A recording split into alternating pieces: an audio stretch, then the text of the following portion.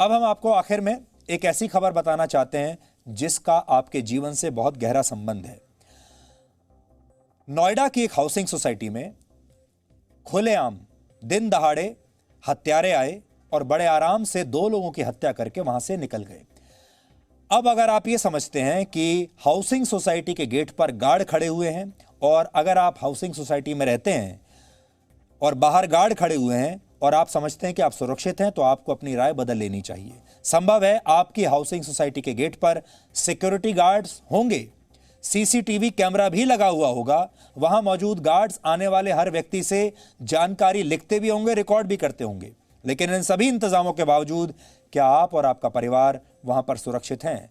नोएडा की इस housing society में जो कुछ हुआ ये आपके साथ भी हो सकता है। और आज हम भारत की इस बहुत बड़ी समस्या की तरफ आपका ध्यान खींचना चाहते हैं, क्योंकि भारत में बहुत बड़ी संख्या में ऐसे लोग हैं जो ये सोचते हैं कि हाउसिंग सोसाइटीज में रहना ज़्यादा सुरक्षित है, क्योंकि वो गेटेड कम्युनिटी होती है, चारों तरफ बाउंड्री होती है, गेट पर गार्ड्स खड़े होते हैं, आप मेंटेनेंस का पैसा देते हैं, उससे आपकी सुरक्षा होती है।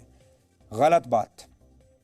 7 सितंबर को नोएडा एक्सटेंशन की एक पॉश सोसाइटी में 2 लोगों की खुलेआम सोसाइटी के अंदर गोली मारकर हत्या कर दी गई। रात को लगभग 9:30 बजे इस सोसाइटी की पार्किंग में एक कार में ये दोनों लोग बैठे हुए थे जिन्हें गोली मारी गई, और जिन लोगों ने इन पर हमला किया वो फायरिंग करने के बाद बहुत आसानी से इस सोसाइटी से बचकर भाग गए। आप इस समय उसी घटना का एक सीसीटीवी वीडियो देख रहे हैं और बताया जा रहा है कि वहां मौजूद सोसाइटी के सिक्योरिटी गार्ड्स ने भी आरोपियों को पकड़ने की कोई कोशिश नहीं की। यानी जिन गार्ड्स पर वहां रहने वाले लोगों की सुरक्षा का जिम्मा था वो खुद अपनी जान बचाने में लगे हुए थे। ये वो सीसीटीवी है जो लगा तो है, इसने सब कुछ रिकॉर्ड भी कर लिया, लेकिन ये सीसीटीवी वहां रहने वाले लोगों की जान नहीं बचा पाया।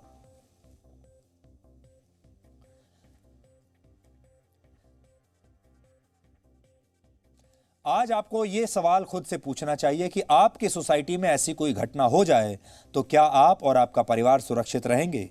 क्या आपकी सोसाइटी या टावर में मौजूद सिक्योरिटी गार्ड्स आपकी रक्षा कर पाएंगे? सिर्फ एक दीवार बना देने से, 4 दीवारी बना देने से, एक बड़ा सा गेट बना देने से और वहां कुछ गार्ड बैठाने से सब कुछ हो जाएगा? इन सवालों को सोचकर शायद आप परेशान हो गए होंगे, क्योंकि ये समस्या सिर्फ दिल्ली या नोएडा की नहीं है, ये समस्या हर बड़े शहर की है जहां हाउसिंग सोसाइटीज हैं। ये समस्या आपकी है, हमारी है। अब आप इन सोसाइटीज में रहने वाले लोगों के बारे में सोचिए। ऐसे भी कई लोग होते हैं जो अपना घर बेचकर सोसाइटी में फ्लैट खरीद लेते हैं। उन्हें लगता है सोसाइटी में सुरक्षा के अच्छे इंतजाम होते हैं, इसलिए वो सुरक्षित रहेंगे। यानी सोसाइटीज में रहने के लिए लोग लाखों रुपए खर्च करके फ्लैट्स खरीदते हैं, करोड़ों रुपए खर्च करके मकान लेते हैं या फिर किराए पर लेते हैं। हर महीने हजारों रुपए का मेंटेनेंस देते हैं, इसके बाद भी पूरी सुरक्षा नहीं मिलती। अब आप देखिए पहले ये रिपोर्ट और इसके बाद हम आपसे इसके बारे में बात करेंगे।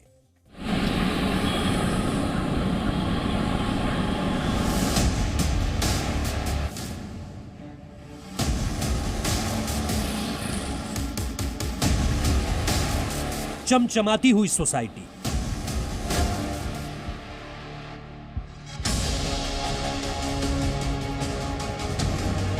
मुस्तैद खड़े सिक्योरिटी गार्ड्स, मेन गेट पर लगे ऑटोमेटिक बैरियर और सुरक्षा का भरोसा दिलाते तमाम साइन बोर्ड। अगर आपकी हाउसिंग सोसाइटी भी कुछ ऐसी ही है तो यह खबर आपके लिए है। यहां आपको दिखावटी सुरक्षा मिलेगी, लेकिन मन में सुरक्षित होने का एहसास नहीं होगा। नोएडा एक्सटेंशन की एक पॉश सोसाइटी में दाखिल होकर 2 लोगों को गोली मार दी गई। उसके बाद से सोसाइटी के लोग गुस्से में हैं। ये जो भी परसों जो इंसिडेंट हुई है ये इतना ज़्यादा स्कैरी है हमारे लिए, इतना ज़्यादा है कि हम अपने छोटे छोटे हमारे बच्चे हैं, हम रात को आराम से फ्रीली घूम ही नहीं सकते। सिक्योरिटी अच्छी नहीं है भाई, यहाँ ये मेन गेट तो ठीक है बट अब पीछे की तरफ कोई सिक्योरिटी नहीं है, कोई भी कहीं से आके आपको मार के जा सकता है। मतलब ऐसा है। 3,500-4 हज़ार रुपये के आसपास हम इनको मेंटेनेंस देते हैं, और सिक्योरिटी के नाम पे तो आप देख ही सकते हैं कि आज 2 मर्डर हो गए। सिक्योरिटी के लिहाज से देखा जाए तो यहाँ पे आपने देख ही लिया कि यहाँ पे कितनी मुस्तैदी थी। लोग आए, हथियार लेके आए, किसी ने उनको कुछ नहीं चेक किया और वो मार के चले गए, अपना काम करके चले गए। आज की डेट में अगर हम टियर 3 बात करते हैं, हम टियर लेवल 1 नहीं मेंटेन कर पाते हैं। अगर कोई भी व्यक्ति अगर असलहों सहित अपने साथ अंदर घुस रहा है तो वो टियर 1 की सुविधा से भी नहीं हो पा रहा है, जिसका बहुत बड़ा ब्रीच है हमारी सिक्योरिटी। आज की डेट में अगर कोई भी व्यक्ति इतनी बड़ी गाड़ी में इतनी बड़ी वारदात करके यहाँ से भाग रहा है, उसके लिए कौन जिम्मेदार होगा? हमारी सोसाइटी के सबसे बड़ा जो लैप्स है आज की डेट में सिक्योरिटी ही रह गया है। इस सोसाइटी में रहने के बदले हर महीने औसतन 3,000 रुपए मेंटेनेंस चार्ज लिया जाता है। 2,000 फ्लैट से 3,000 रुपए महीने के हिसाब से 60 लाख रुपए जमा होते हैं। इसके बदले बिल्डर स्विमिंग पूल, क्लब और 24 घंटे सिक्योरिटी देने का वादा करता है। लेकिन सोसाइटी के अंदर हुए मर्डर के बाद से यहां हर किसी को जान का खतरा सता रहा है।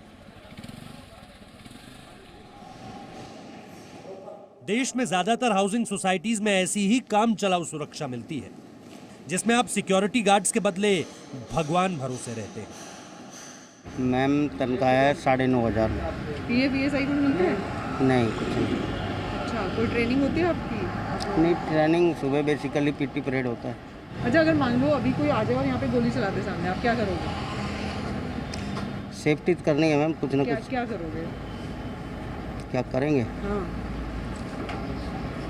करेंगे, छुपने का तो कोई उपाय करेंगे। अगर कोई किस दिन आए और आपको धक्का दे के चला जाए या आपके ऊपर बंदूक तान दे तो क्या करोगे? नहीं सर, बंदूक नहीं थी, इधर 4-5 गार्ड गेट पे एनी टाइम रहता है। अच्छा, आप लोगों के पास तो कुछ होगा? हमारा पास कुछ नहीं है। अब हमारे पास गार्ड है जो सुरक्षा हम जैसे हैं गार्ड वैसे के पास तो कुछ है नहीं? है नहीं, यहाँ कोई व्यवस्था नहीं है, लेकिन सुरक्षा होगी। और सुरक्षा हम देखभाल करेंगे और क्या कर सकते हैं। आप कहाँ तक पढ़े हो? मैं 9 तक पढ़ा हूँ। हमारा पास कोई इधर कुछ होगा तो मैं मेंटेनेंस पे कॉल करेगा पहले, उसका और पुलिस का कॉल करना है। ठीक। सिर्फ आप कॉल करेंगे लेकिन आप कुछ नहीं कर पाएंगे? नहीं, हमारे पास कुछ है नहीं। यहाँ पे सोचो इस सोसाइटी में बदमाश आ जाए, गोली चला दे, क्या करोगे? तो हम तो अपने सीनियर को ऊपर मैसेज करेंगे मैम। आप कुछ नहीं कर पाओगे? आप हाँ, हम गोली के सामने कैसे लड़ सकते हैं मैम? आपके ऊपर ही बंदूक तान दे, क्या करोगे? कैसे बचोगे और कैसे बचाओगे सोसाइटी के लोग? ये तो हमें अभी सिखाया नहीं है। ये बताया जाता है पहले अपनी सुरक्षा, उसके बाद जो यहाँ के लोग हैं उनकी सुरक्षा। अब समस्या क्या है ये समझिए। असल में कुछ प्राइवेट कंपनियों ने सुरक्षा के इस काम को सिर्फ एक धंधा बनाकर छोड़ दिया है। ये प्राइवेट कंपनियां अपने सिक्योरिटी गार्ड्स को ना तो कोई ट्रेनिंग देती हैं और ना ही उन्हें अच्छी तनख्वाह देती हैं। यानी ऐसी कंपनियां सिक्योरिटी गार्ड्स को सिर्फ अपने ब्रांड नेम की, अपना नाम लिखकर एक वर्दी पहना देती हैं, बाकी कुछ नहीं।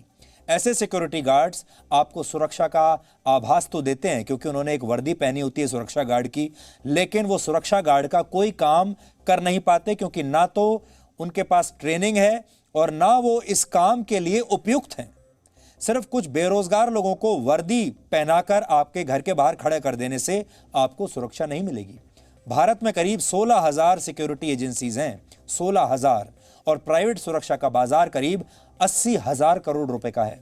वर्ष 2022 तक यह करीब 1.5 लाख करोड़ रुपए तक पहुंच जाएगा। यानी प्राइवेट सिक्योरिटी का बाजार भारत में बहुत बड़ा है और ज्यादा से ज्यादा दुकानों में, शोरूम्स में, हाउसिंग सोसाइटीज में, मॉल्स में और बड़े बड़े दफ्तरों में सिक्योरिटी गार्ड्स की मांग बढ़ती जा रही है। फिलहाल इस इंडस्ट्री में लगभग 90 लाख लोगों को रोजगार मिलता है और उम्मीद है वर्ष 2022 तक 1,20,00,000 लोगों को इस इंडस्ट्री में काम मिलेगा। यह अच्छी बात है, रोजगार मिल रहा है, लेकिन इतनी बड़ी इंडस्ट्री होने के बावजूद सिक्योरिटी गार्ड्स की हालत जो है वो दयनीय है। देश के कई शहरों में इनकी सैलरी, इनकी तनख्वाह प्रति माह सिर्फ 8,000 रुपए है। अब आप सोचिए, जिस सिक्योरिटी गार्ड की तनख्वाह 8,000 रुपए है वो आपकी क्या सुरक्षा करेगा, उसकी ट्रेनिंग क्या होगी, उसकी काबिलियत क्या होगी। हालांकि दिल्ली जैसे शहर में काम करने वाले सिक्योरिटी गार्ड्स को औसतन 16,000 रुपए की सैलरी मिलती है क्योंकि यहां पर यह नियम है कि इससे कम आप डेली वेजेस पर आदमी को नहीं रख सकते हैं। लेकिन इसमें भी ज्यादातर सिक्योरिटी गार्ड्स को उतना पैसा नहीं मिलता। कंपनी साइन करा लेती हैं, उनको बता देती हैं कागज पर कि आपको इतना पैसा मिलेगा, लेकिन देती हैं इससे आधा। सिक्योरिटी गार्ड्स के काम के जो घंटे होते हैं, वर्किंग आवर्स, वो तय नहीं होते। अक्सर इनकी ड्यूटी 12 घंटे से लेकर 15 घंटे तक चलती है। ड्यूटी के दौरान इन्हें ना तो कोई लंच ब्रेक मिलता है, ना कोई चाय का ब्रेक मिलता है। इन सिक्योरिटी गार्ड्स को कोई वीकली ऑफ नहीं मिलता, यानी हफ्ते में एक छुट्टी भी नहीं मिलती। अगर आपको यकीन ना हो तो आज आप हमारी एक बात मानिए। आप जहां भी रहते हैं, अपने दफ्तर में, अपनी हाउसिंग सोसाइटी में अब या अपने अपार्टमेंट के गार्ड से ये ज़रूर पूछिएगा कि उसे अंतिम बार वीकली ऑफ कब मिला था और उसको कितना पैसा मिलता है, तनख्वाह क्या है और क्या उसे कोई ट्रेनिंग दी गई है। बड़ी से बड़ी सिक्योरिटी एजेंसी में भी सिक्योरिटी गार्ड्स को साल के 365 दिन लगातार काम करना पड़ता है। जिस दिन नहीं आते उस दिन के पैसे कट जाते हैं। कई बार सिक्योरिटी एजेंसीज सिक्योरिटी गार्ड्स के लिए मिलने वाला आधा पैसा अपनी जेब में रख लेती हैं, यानी सोसाइटीज से, कंपनियों से, दफ्तर के लोगों से पूरा पैसा लेती हैं लेकिन गार्ड्स को नहीं देती। लगातार इन गार्ड्स का शोषण होता रहता है और ये सब कुछ आपके और हमारी आंखों के ठीक सामने होता है। आप जिस सोसाइटी में रहते हैं वहां भी हो रहा होगा। नेशनल स्किल डेवलपमेंट कॉरपोरेशन यानी NSDC की रिपोर्ट के अनुसार ज्यादातर सिक्योरिटी गार्ड्स बिहार, उत्तर प्रदेश, झारखंड और असम जैसे राज्यों से आते हैं। इनमें से बड़ी संख्या में वो लोग होते हैं जो बेरोजगार हो चुके होते हैं। ये असल में सिक्योरिटी गार्ड नहीं होते। कोई ड्राइवर होता है, कोई किसान होता है, कोई छोटा मोटा काम करने वाला होता है। जब रोजगार चला जाता है, बुरी स्थिति में होता है, तो इन्हें वर्दी पहनाकर आपके घर के बाहर खड़ा कर दिया जाता है। सिक्योरिटी एजेंसीज में ऐसी भी एजेंसीज हैं जहां सेना या अर्धसैनिक बलों से रिटायर हो चुके लोगों को रखा जाता है, लेकिन ऐसी एजेंसीज बहुत ही कम हैं। जो कुछ प्रोफेशनल अच्छी एजेंसीज हैं वो ऐसे सुरक्षा कर्मियों को रखती हैं। बेरोजगार युवा भी नौकरी की तलाश में अक्सर ऐसे ही सिक्योरिटी गार्ड बन जाते हैं बिना किसी ट्रेनिंग के। वर्ष 2005 में प्राइवेट सिक्योरिटी एजेंसीज एक्ट लाया गया था, जिसमें रजिस्टर्ड सिक्योरिटी एजेंसीज के लिए अपने सिक्योरिटी गार्ड्स को ट्रेनिंग देना अनिवार्य है। हर सिक्योरिटी एजेंसी की कोशिश होती है कि वो अपने गार्ड्स को कम से कम पैसा दे, इसलिए ज्यादातर एजेंसियों में ट्रेंड गार्ड्स की संख्या बहुत कम होती है, क्योंकि प्रशिक्षित गार्ड्स जो होते हैं वो महंगे आते हैं। ये एजेंसियां ऐसे लोगों को रखती हैं जिन्हें सुरक्षा के बारे में या तो कोई जानकारी नहीं होती या बहुत कम जानकारी होती है। यानी जैसे आप झोला छाप डॉक्टरों को मिलते हैं, उसी प्रकार बिना ट्रेनिंग वाले ये नकली गार्ड्स होते हैं।